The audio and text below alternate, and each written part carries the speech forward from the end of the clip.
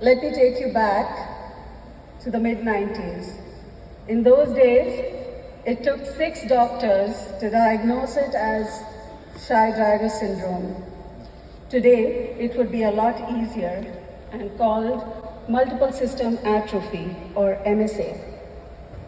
We were told that there is no known cause and there is no cure for this autoimmune condition that my very fit father, who was a pilot in the Indian Air Force, now suddenly had to navigate. My father was the only son, an ideal son, the very personification of Shravan Kumar or Ram. So when he fell ill, my grandfather really struggled and was soon gone. My very strong grandmother, who had been a caregiver to many, now became the caregiver to her only son, along with my mother, who was the primary caregiver.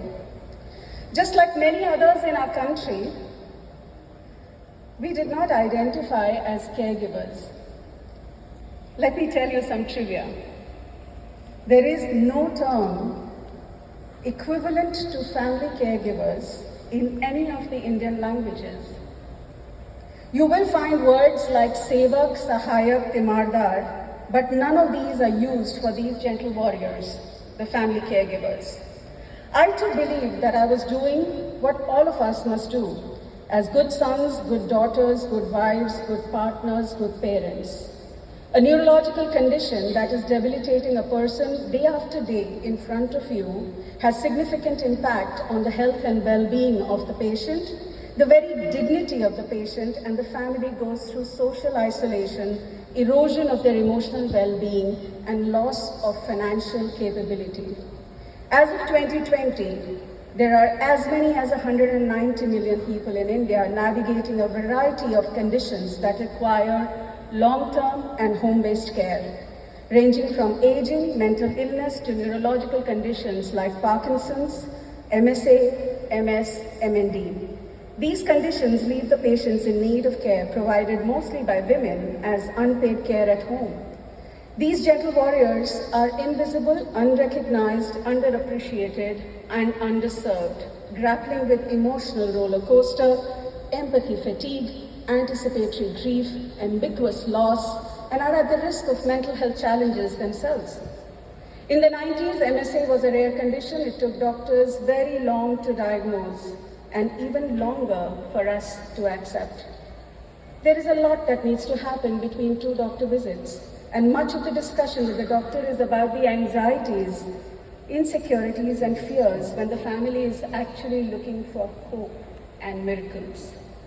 It can be quite a task for the caregiver to track and report the symptoms. In today's digital age, it would be much easier with personalized care protocols delivered on a daily or a weekly basis, because it is better to know what to do now than to imagine and get overwhelmed by what might happen by reading on the internet. Palliative care is an emerging field, often misunderstood to be the end-of-life care, and yet to be fully integrated in the healthcare system. My father once started saying, "Beta, I might not be here the next time you visit." I was so overwhelmed that I did not let him finish. Over the last 24 years, I have often wondered what he wanted me to know.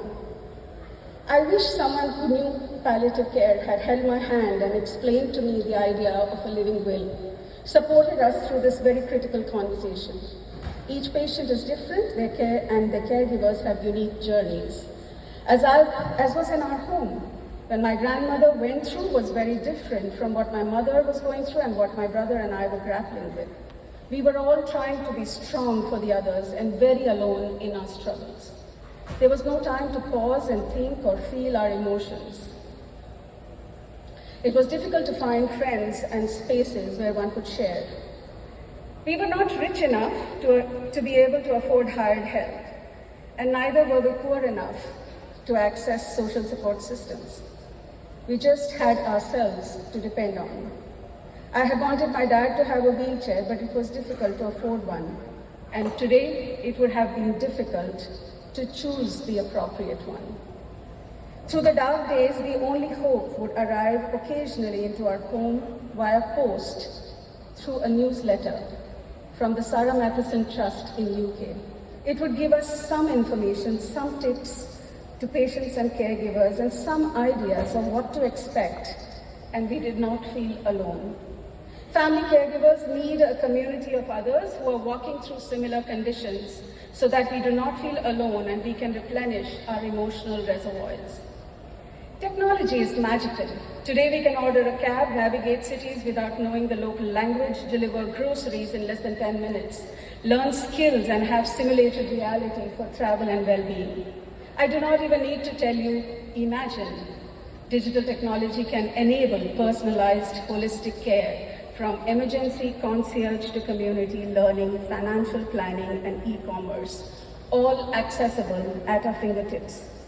While modern urban living makes caregiving stressful and burdensome, especially for women, digital technology can help caregivers access time, support, and hand-holding that we need. In fact, even enable gender equality. There is no substitute for human touch, hand-holding, and emotional support of someone who understands, and digital technology can help such compassionate Saathis to connect with caregivers and help them create cherished memories. Caregiver Saathi is one such effort to build a platform. Thank you, Rajan, and the organizers and everyone here for creating the space to listen to the voice of the gentle warriors, our caregivers. Thank you. Thank you, ma'am. Our next speaker is Mr. Sandeep Chitnis, National Secretary of Multiple